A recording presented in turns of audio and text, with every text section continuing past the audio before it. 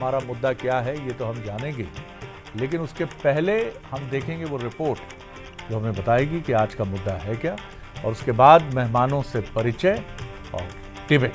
तो पहले देखिए ये रिपोर्ट।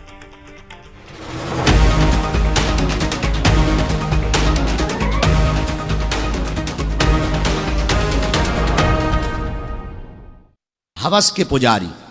हवस का मौलवी नहीं कभी सुना होगा, पुजारी जरूर होता है। अच्छा, मौलवी क्यों नहीं हो सकता है? बागेश्वर धाम के पीठाधीश्वर पंडित धीरेन्द्र कृष्ण शास्त्री अपने बेबाक अंदाज और बयानों के लिए जाने जाते हैं। एक बार फिर शास्त्री ने सनातन धर्म की रक्षा को लेकर गंभीर सवाल उठाए हैं। धीरेन्द्र कृष्ण शास्त्री ने सख्त और तल्ख लहजे में कहा कि सनातन धर्म को मानने वाले अपने धर्म, संतों और तीर्थ स्थलों का मजाक बनाते हैं। इसके साथ ही उन्होंने प्रायोजित तरीके से लोगों का ब्रेन वॉश करने का आरोप भी लगाया। हम लोग इतने विचित्र लोग हैं, सनातनी केवल अपनी ही चीजों का मजाक बना, अपने संतों का मजाक, अपने तीर्थों का मजाक, मंदिरों का मजाक, पाखंड की दुकान, संतों का मजाक, ढोंगी पाखंडी। हम लोगों के दिमाग में बहुत प्रायोजित तरीके से ब्रेन को ब्रॉस करने के लिए, हमारे दिमाग में कुतर्क भरने के लिए शब्दों को पहुंचाया गया और भरा जा रहा। पंडित धीरेन्द्र कृष्ण शास्त्री के सवालों पर सियासी सर्किट में भी हलचल है। लेखकों ने, स्क्रिप्ट राइटर्स ने फिल्मों में, नाटकों में हमेशा इस प्रकार के कृत्य को करने का काम किया जिससे सनातन और ये भारत की जो आत्मा है ये तार तार हो, भारत और सनातन की जो मर्यादा है उस पे प्रहार हो, और आध्यात्मिक और सनातन का जो हमारा एक दीप प्रज्वलित है उस दीप को किस प्रकार से बुझाया जाए, उस दिशा में इस प्रकार के प्रयास हुए। देखिए, मुहावरे हैं, मुहावरे और सुनने में अब कहा जाता है कि नया नया मुल्ला 5 बार नमाज पढ़ता है, तो अब हम इसको क्या कहेंगे? पंडित जी के लिए तो नहीं कहते। तो इन मुहावरों पे जाएंगे तो क्या होगा? मार मार के मुसलमान बनाना। तो ये तो हिंदू और मुस्लिम पे अगर मुहावरों को ले जाएंगे तो क्या मुहावरे बनाते टाइम का धर्म देखा जाता है? ये तो पुराने समय से चलते आ रहे हैं। अगर उसको धार्मिक नजरिए से देखेंगे तो काम नहीं चलेगा। पहले भी सनातन धर्म को बदनाम करने को लेकर सवाल उठते रहे हैं। कई बार बॉलीवुड के कलाकारों पर भी इस तरह के आरोप लगे हैं। इन आरोपों में सच्चाई कितनी है ये तो लोग समझें, लेकिन जहां धुआं होता है वहां आग जरूर होती है। बागेश्वर धाम के पीठाधीश्वर ने एक बार फिर सनातन पर सितम क्यों, इस सवाल को आवाज देने की कोशिश की है। नमस्कार एक बार फिर आपको, और आज का हमारा मुद्दा है सनातन पर सितम क्यों। ये स्लग या हेडिंग इसलिए कि बार बार ये दावा क्यों किया जाता है कि सनातन को लेकर कहीं कोई चुनौती है या संकट है, या सनातन के अनुयायी खुद ही सनातन को लेकर कुछ अलग बात कहते। सब नहीं, एक वर्ग है, हो सकता है, जो ये बात कहता है। धीरेन्द्र शास्त्री जी, जिन्हें बागेश्वर धाम के बहुत चर्चित और बहुत प्रख्यात नाम से पहचाना जाता है, और उनके पास पर्चे आते हैं जिसमें वो सामने वाले के भविष्य और भूत के बारे में जानने का दावा करते हैं, बताते हैं, और ऐसा भी दावा है कि वो बातें सच होती हैं। और यही वजह है कि उनकी सभाओं में, उनके कार्यक्रमों में भारी भीड़ आती है। अभी वो गया बिहार में उन्होंने ये बात कही है, लेकिन कुछ सुलगते हुए सवाल हैं। डिबेट की तरफ हम चलें, वो देख लीजिए सवाल क्या है। धीरेन्द्र शास्त्री जी ने सनातन पर सितम की जो बात कही है, क्या वो सच है? ये पहला सवाल है। दूसरा सवाल, क्या फिल्मों और टेलीविजन सीरियल्स के बहाने ब्रेन वॉश किया जा रहा है? ये दूसरा बड़ा सवाल है, क्योंकि यह आरोप भी बहुत पहले से लगता रहा है। क्या बागेश्वर धाम के सुलगते सवालों का जवाब मिलेगा या सिर्फ बवाल कटेगा? चलिए अब उन मेहमानों से मिलिए जो हमारे साथ हैं। स्टूडियो में मेरे साथ हैं काजी सैयद अनस अली साहब, बहुत इस्तकबाल करता हूं, जो अध्यक्ष हैं ऑल इंडिया उलेमा बोर्ड के। वो हमारे साथ रहेंगे और एक काबिल जहनियत के शख्सियत हैं, किरदार हैं, जो अपनी बात भी रखते हैं और अपने मुल्क, अपनी मिट्टी से बेपनाह मोहब्बत भी करते हैं। हमारे साथ हैं महामंडलेश्वर शांति स्वरूपानंद जी महाराज, जो उज्जैनी से हमारे साथ जुड़ रहे हैं। 4 धाम मंदिर उज्जैन से हैं, बहुत ही विद्वान व्यक्तित्व हैं, उनको भी प्रणाम करता हूं, वो हमारे साथ रहेंगे। और साथ ही सेवानिवृत्त ब्यूरोक्रेट, लेखक, विचारक और उनके कितने परिचय हैं मैं क्या बताऊं आपको, डॉक्टर विजय अग्रवाल हमारे साथ हैं, उनका भी मैं बहुत स्वागत करता हूं। सबसे पहले अनस साहब, मैं आप ही की तरफ रुख कर रहा हूं। कैसे देखते हैं ये मसला सनातन को लेकर कहा गया है, और एक बात ये भी उछाली गई है, ये बात ये कह रही है कि क्यों कहा जाता है हवस का पुजारी, क्यों नहीं कहा जाता हवस का मौलाना। अब इसके कई तर्क भी लोग दे रहे हैं कि नया मुल्ला प्याज ज़्यादा खाता है और तमाम बातें हैं, लेकिन ये मुहावरों की बातें हैं। लेकिन जब इस तरह से बात आती है, आप इसके पीछे क्या चीज़ देखते हैं, क्या जहनियत देखते हैं? क्योंकि यहाँ भी एक वर्गीकरण तो हो गया, एक डिवीज़न हो गया। बिस्मिल्लाहिर्रहमानिर्रहीम। शरद जी, मसला असल में ये है कि जब से दुनिया बनी है जी तब से एक बड़ी लड़ाई चल रही है जी, धर्म और अधर्म की। जी, सभी धर्म के मानने वाले जो धर्मगुरु हैं उनकी ये जिम्मेदारी बनती है कि धर्म का प्रचार प्रसार अच्छे ढंग से किया जाए। जैसे कुरान इस्लाम में ये कहता, इस्लाम के बारे में कहता है उदउ इला सबील रब्बिका बिल हिकमा, कि इस्लाम के बारे में, इस्लाम की तरफ और अल्लाह की तरफ आप हिकमत के साथ, समझदारी के साथ, दानाई के साथ, अखलाक के साथ, खुश इल्हानी के साथ, इस अंदाज में आप बुलाइए, मीठी ज़बान से बुलाइए। यही कबीरदास जी ने कहा, ऐसी वाणी बोली मन का आपा खोए, औरों को शीतल करे आप हु शीतल होए। ये इस तरीके की बातें जो हैं ये मज़हब के जो मानने वाले हैं उन लोगों के लिए हैं। अब मज़हब को जो फैलाने वाले हैं, धर्मगुरु हैं, उनकी जिम्मेदारी आयद होती है। तो ये सिर्फ मसला सनातन धर्म के साथ नहीं है कि जिस तरीके से बागेश्वर धाम ने कहा है, स्वामी जो अपने धीरेन्द्र शास्त्री जी महाराज हैं, उन्होंने ये कहा है कि साहब हवस का पुजारी क्यों हैं। भाई आप देखिए, क्या इस्लाम को या दूसरे मज़हब को बदनाम करने के लिए और चीज़ें नहीं लाई गई? क्या हलाला फ़िल्म नहीं बनाई गई जिसका इस्लाम से कोई ताल्लुक़ नहीं था? एक प्रोपेगेंडा झूठा कि इस तरीके से हलाला होता है, ये होता है, जबकि इस्लाम से उसका कोई ताल्लुक़ नहीं है। क्या और दीगर चीज़ें नहीं दी गई? अभी कुछ दिन पहले हाल ही में आपने देखा कि एक तीसरी कक्षा की रिया ने अहमद को एक चिट्ठी लिख दी, तो उसके ऊपर बवाल मच गया कि साहब अहमद को क्यों चिट्ठी लिख।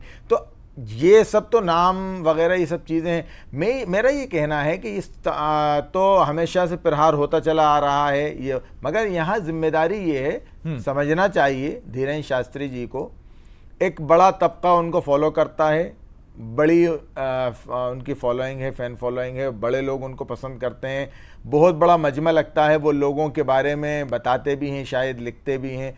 तो मेरी गुजारिश है उनसे कि आप थोड़ा सा आप जो हैं बस वो अपने आप को पहचानने की कोशिश करें। आप एक धर्मगुरु हैं, धर्मगुरु का काम ये है कि शिक्षा देना, अच्छाई की बात को पहुंचाना, बुराई से लोगों को रोकना। मैं लुबे लुबाब ये है आपके कहने का कि आपकी ना इत्तेफाकी है, आप उनसे सहमत नहीं हैं जो बात उन्होंने कही, और आपका ये कहना है कि हर मज़हब को, हर रिलीजन को, हर धर्म को कहीं ना कहीं बदनाम करने की कोशिश होती है, लेकिन उसके जो धर्मगुरु हैं उन धर्मगुरुओं को बहुत संतुलित और संयमित होकर बोलना चाहिए। मैं ठीक हूँ। चलिए, शांति स्वरूपानंद जी महाराज जी, आप किस तरह देखते हैं?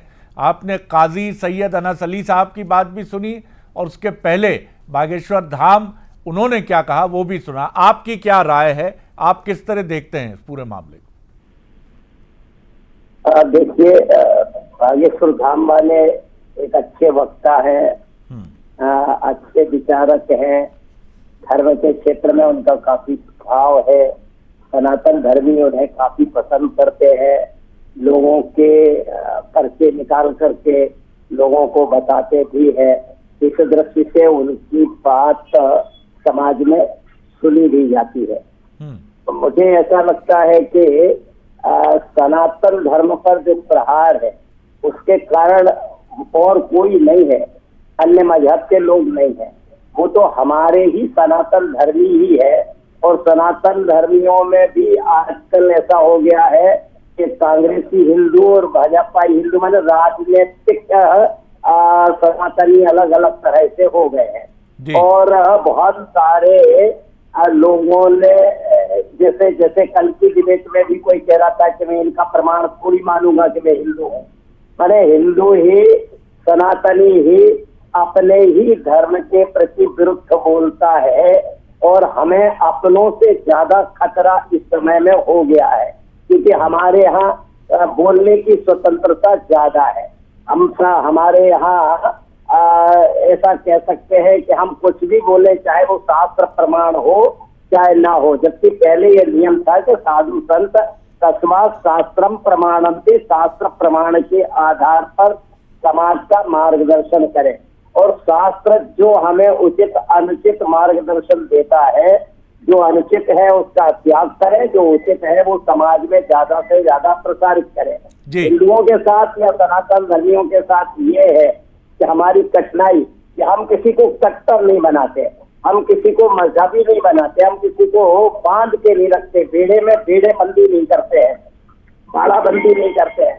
हमारे यहाँ ये है कि बोलने में व्यक्ति स्वतंत्र है, और इस दृष्टि से वो दूसरों के लिए तो वहाँ तो ये है कि वहाँ बोलने की स्वतंत्रता नहीं है, वहाँ तो कोई अगर थोड़ा सा भी मजहब के विरुद्ध बोले तो उसके खिलाफ कार्रवाई हो जाती है। हमारे यहाँ ये सब नहीं होता है।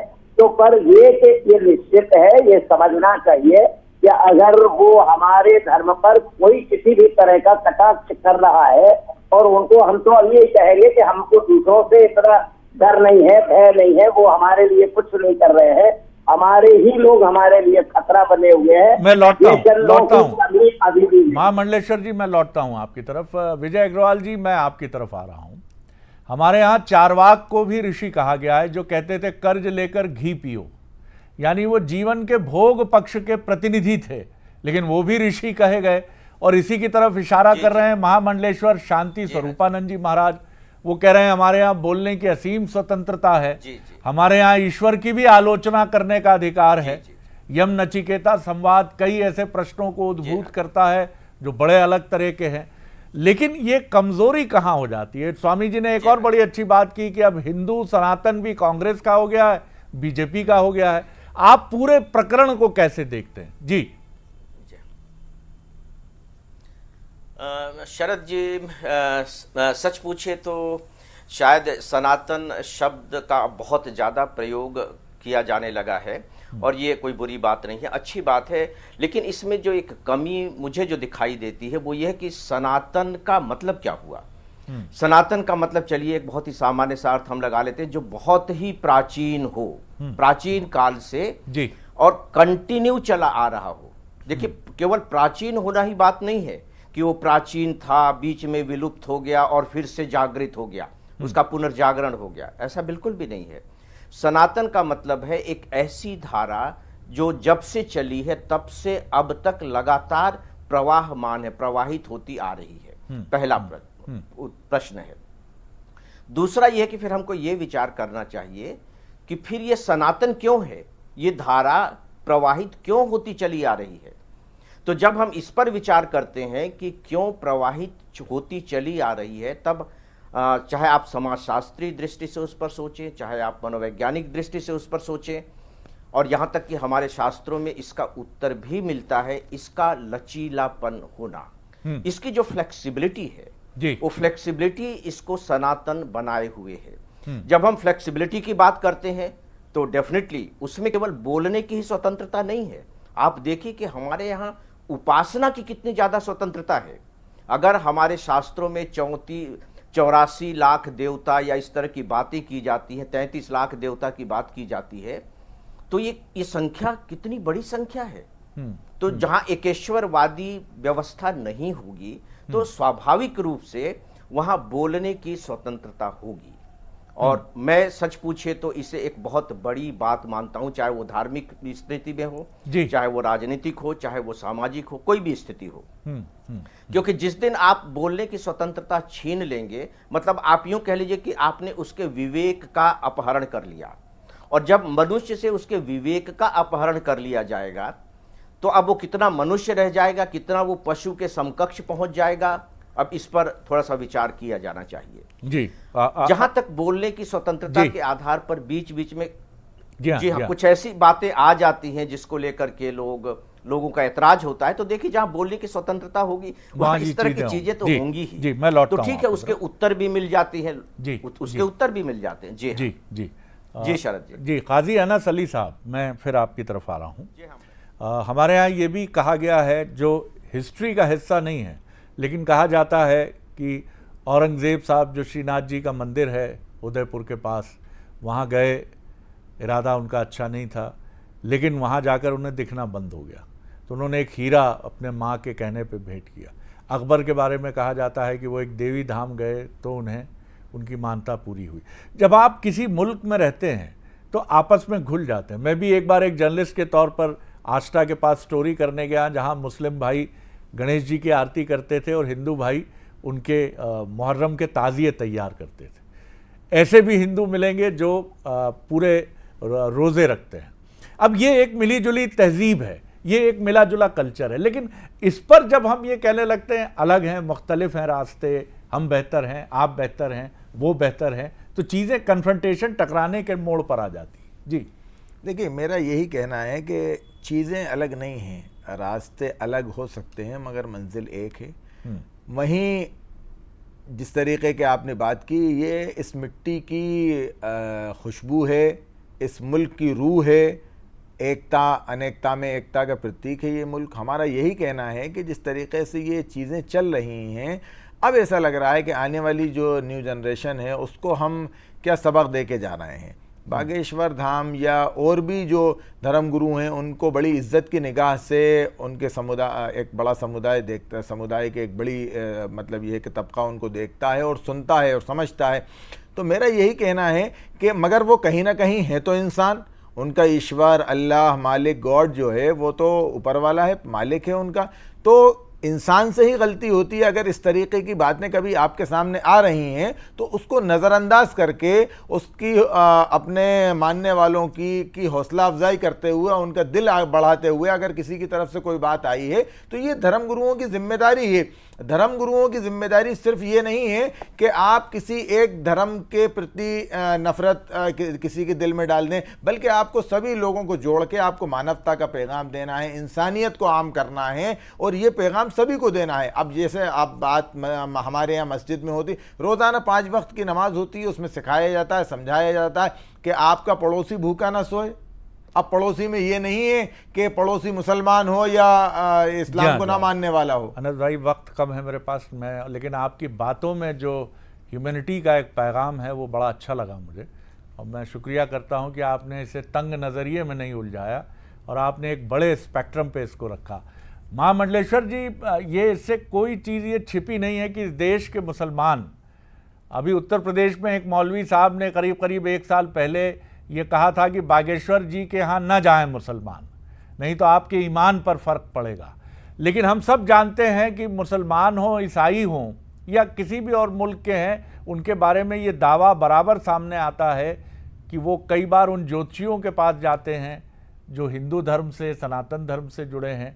और इसी तरह मैं कहता हूँ और धर्मों के भी जो काबिल जानकार हैं, क्या किसी क्रिश्चियन या मुस्लिम डॉक्टर से इलाज कराना, कोई बहुत काबिल डॉक्टर है, वो मुस्लिम है या क्रिश्चियन है, तो क्या उसके पास पेशेंट नहीं जाएंगे ये सोच के जाएंगे कि इनका मजहब क्या है? थोड़ा नजरिया बड़ा होना चाहिए, क्या कहेंगे आप? जी देखिए, हम लोग भी यही कहते हैं कि बहुत सारी बातें कुछ लोग मंचों पर शब्दों को सजाकर कहने वाले बहुत होते हैं। उदारवादी बातें मंचों पर तो बहुत अच्छी लगती हैं, लेकिन व्यक्तिगत जीवन में वो उतना उसको फॉलो नहीं कर पाते हैं। वो कहीं ना कहीं मजहब में ज्यादा जुड़े होते हैं। और ऐसे तो मुझे ये कहा गया कि आपको हार्ट में 2 स्टेंट डलने हैं। यहाँ इंदौर में बहुत अच्छे अगर कोई डॉक्टर है इस विषय में तो इदरुस खान है, और आप राम जन्मभूमि के बड़े नेता रहे हैं, तो क्या उनसे डलवाना पसंद करेंगे? तो मैंने यही कहा कि ये हार्ट का विषय है, अगर कोई बहुत अच्छा व्यक्ति है तो उससे मजहब का क्या लेना देना। तो वो अगर डालते हैं तो आप उनसे बात करिए, और उन्होंने हमारे स्टेंट डाले।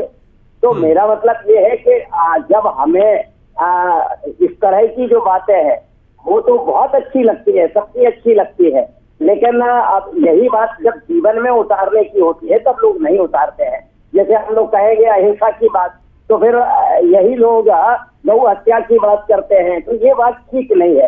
अगर इस देश में हम सब लोग जैसा सोचते हैं, जैसा मंचों पर कहते हैं, जैसा बाहर कहते हैं, जैसा अगर अंदर भी जीवन में उतारने लगे, तो मुझे लगता है कि समाज में ये जो रामनवमी पर कहीं पत्थर फेंक जाते हैं, ये कहीं हनुमान जयंती पर पत्थर फेंक जाते हैं, ये वो कौन लोग हैं और इनका विरोध क्यों नहीं होता है? बहुत सुंदर बात कही आपने, बहुत सुंदर फिर- बात कही आपने, बहुत सुंदर बात कही। वक्त कम है स्वामी जी, नहीं तो मैं और बस कंक्लूडिंग एक रिमार्क डॉक्टर विजय अग्रवाल जी, एक इंडिपेंडेंट ऑब्जर्वर के तौर पर, एक विचारक समीक्षक के तौर पर, क्या आपको लगता है कि हिंदू और मुस्लिम धर्म के जो टॉप, जो शीर्ष पर बैठे संत हैं, इधर संत उधर उलेमा मौलाना और अलग अलग ऑर्गेनाइजेशन के हेड हैं, उनका एक इंटरैक्शन का मंच होना चाहिए?